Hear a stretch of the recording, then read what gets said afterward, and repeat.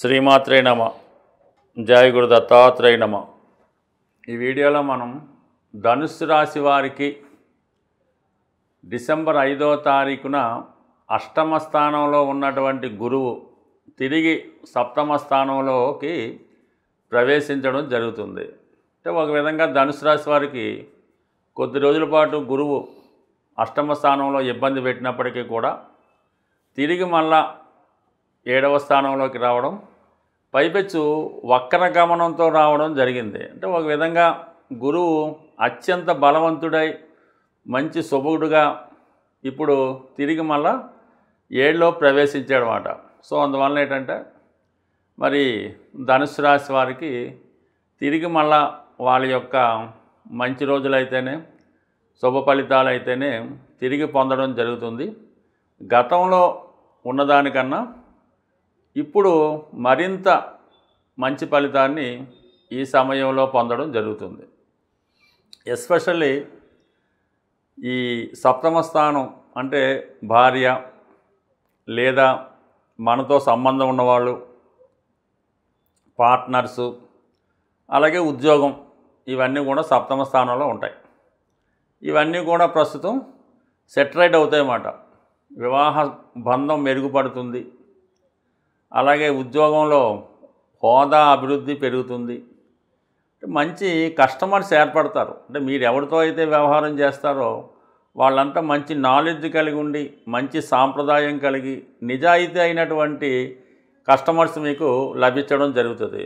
మీరు డాక్టర్ అయితే పేషెంట్ రూపంలో, గురువు అయితే స్టూడెంట్స్ రూపంలో ఈ విధంగా మీకు మంచి కార్యకర్తలు రావడం వల్ల అయితేనే మీలో ఉన్నటువంటి సామ్రాజ్యానికి కానీ సంపద కానీ పెరిగే అవకాశం ఉంటుంది.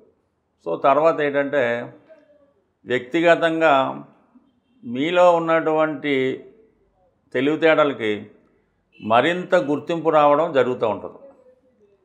సో ఈ విధంగా గురువు వక్రించి ఉండడం వల్ల మీలో ఉన్నటువంటి తెలివితేటలు, ఆలోచన ధోరణి ఎక్కువ అవుతూ ఉంటాయి అన్నమాట, డబల్ అవుతూ ఉంటాయి.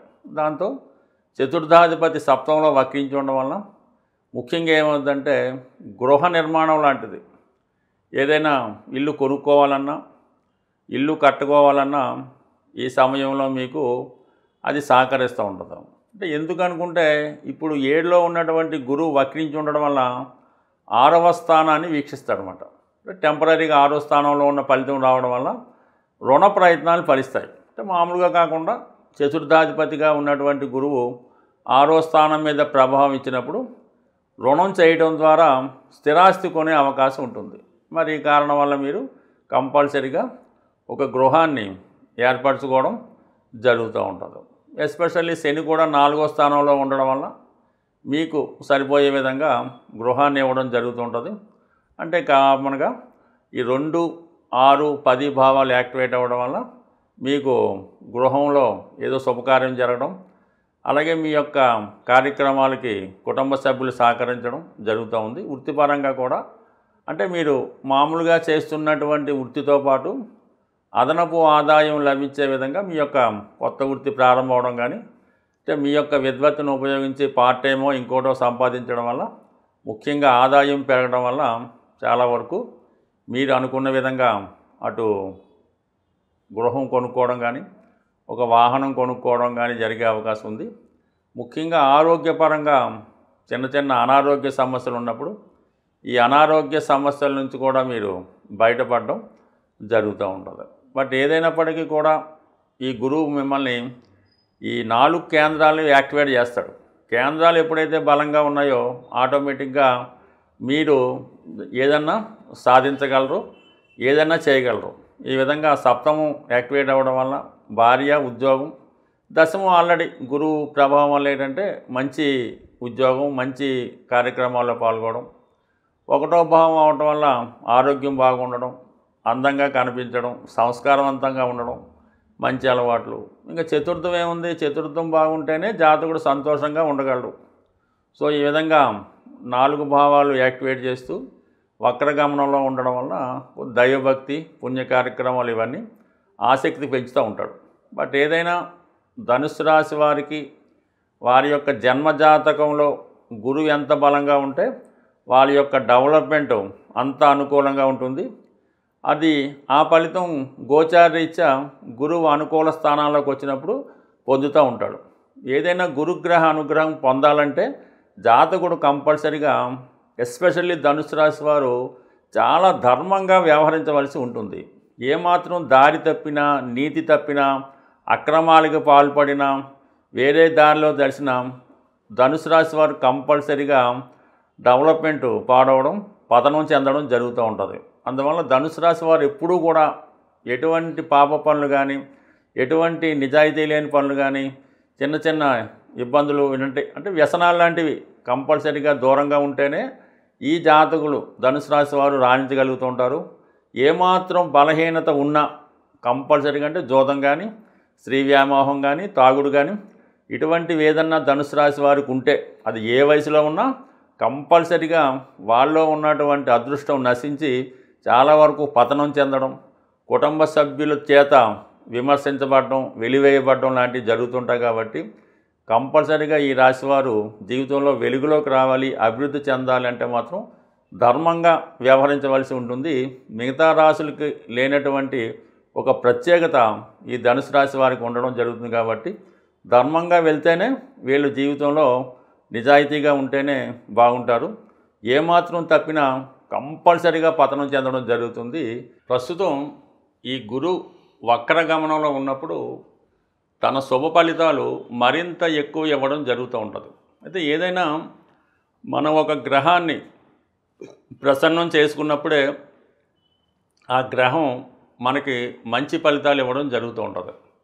అయితే గురువు అనుగ్రహం పొందాలంటే కంపల్సరిగా ఆ వ్యక్తి చాలా ప్యూరిఫైగా ఉండాలన్నమాట. మనసులో ఎటువంటి చెడు ఆలోచన లేకుండా చాలా శుభ్రంగా అతను ఉండవలసి ఉంటుంది. అంటే శరీర శుభ్రతే కాకుండా మానసికంగా, ఆలోచనాపరంగా అన్ని విధాలుగా అతను ప్యూరిఫైగా ఉన్నప్పుడు ఆ భగవంతుని అనుగ్రహం ఆటోమేటిక్గా లభిస్తూ ఉంటుంది. అందువలన ముఖ్యంగా మనం పరిశుభ్రంగా ఉండడం, మన మనసు ప్రశాంతంగా ఉంటూ ఎక్కువగా గురువుకి ప్రసన్నానికి దక్షిణామూర్తి అంటే శివుణ్ణి ఆరాధించవచ్చు.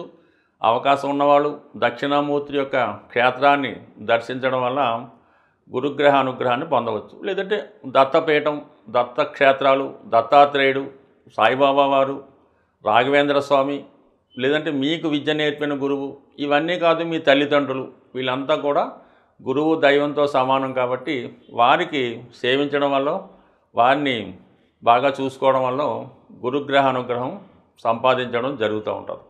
అంటే అతి సులువుగా మనం గురుగ్రహ అనుగ్రహం పొందాలంటే గోసేవ, తప్పనిసరిగా గోశాలని సందర్శించడం, గోవుకి సేవ చేయడం అంటే శుభ్రంగా గోవు ఉన్న ప్రదేశాన్ని శుభ్రపరచడం, గోవుకి మంచి వసతి కల్పించడం, అలాగే గోవుకి స్నానం చేయించడం అయితే కానీ శుభ్రంగా పూజించడం అయితే, అంటే పువ్వులతో పూజించడం కన్నా గోసేవ అంటే గోవుని సేవ చేసి ఆ గోశాల శుచిగా శుభ్రంగా ఉంచడం వల్ల కూడా గురువు యొక్క అనుగ్రహాన్ని పొందడం జరుగుతుంటుంది. ఎటువంటి కార్యక్రమం అయినా ఈ గోశాలలో చేసుకున్నప్పుడు మనకి మంచి ఫలితాలు రావడం జరుగుతూ ఉంటుంది. అంటే ఏదైనా మనకి పరీక్షకి రాస్తున్నాం, ఒక హాల్ టికెట్ వచ్చింది, గోవుకి చూపించి సక్సెస్ అవ్వచ్చు. లేదంటే ఒక అగ్రిమెంట్ చేసుకున్నాం, ఒక వ్యాపారాన్ని ప్రారంభిస్తున్నాం, ఆ వ్యాపార అగ్రిమెంట్లు ఒప్పందులు ఈ గోశాలలో గోవు సమక్షంలో చేసుకోవడం వల్ల కొన్ని ఒప్పందాలు అయితేనే, కొన్ని ప్రమాణాలు అయితేనే వాటికి బలం చేకూరి అవి విజయం చేకూరే అవకాశం ఉంటుంది.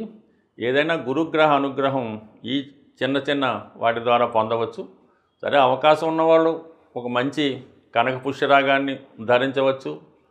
సో లేదంటే ఏదైనా ఒక మంచి పసుపు కొమ్ము ఉంటుంది, అది మరి ఒక దండకు కానీ లేదంటే జేబులో కానీ పెట్టుకోవడం వల్ల కూడా గురువు మనకి బాగా సంకల్పిస్తూ ఉంటాడు, అనుగ్రహిస్తూ ఉంటాడు. పసుపు రంగు వస్త్రాలు ధరించడం వల్ల, స్త్రీలు ఎక్కువగా స్నానం చేసినప్పుడు అది పసుపు వాడటం వల్ల, మగవాళ్ళు కూడా పసుపు కొమ్ముని దగ్గర పెట్టుకోవడం వల్ల ఇవన్నీ కూడా గురువు యొక్క అనుగ్రహానికి పాత్రలు అవ్వడానికి అవకాశం ఉంటుంది. బట్ ఏదైనా ప్రతి గురువారం ఏదో ఒక దేవాలయాన్ని దర్శించి విధి విధానంగా పూజించడం వల్ల గురువు యొక్క అనుగ్రహం పొందడం జరుగుతుంది. బట్ ఏదైనా ఒక మనిషి జీవితంలో శుభాలు జరగాలన్నా, పెళ్ళి, సంతానం లాంటివి కలగాలన్నా, మంచి ఆరోగ్యం రావాలన్నా కంపల్సరిగా గురుబలం జాతకంలో ఉండవలసిందే. గురువు అనుకూలంగా ఉంటేనే మిగతా గ్రహాలు కూడా అనుకూలించి మీకు ఆటి ప్రభావాన్ని కూడా ఇవ్వడం జరుగుతుంది. గురువు యొక్క అనుగ్రహం లేనప్పుడు మిగతా గ్రహాలు కూడా ఇబ్బంది పెట్టి జాతకుడిని ఇబ్బంది పెట్టడం జరుగుతుంటుంది. కాబట్టి ఏదేమైనా గురువుని సేవించడం వల్ల సర్వశుభాలు పొందే అవకాశం ఉంటుంది. స్వస్తి.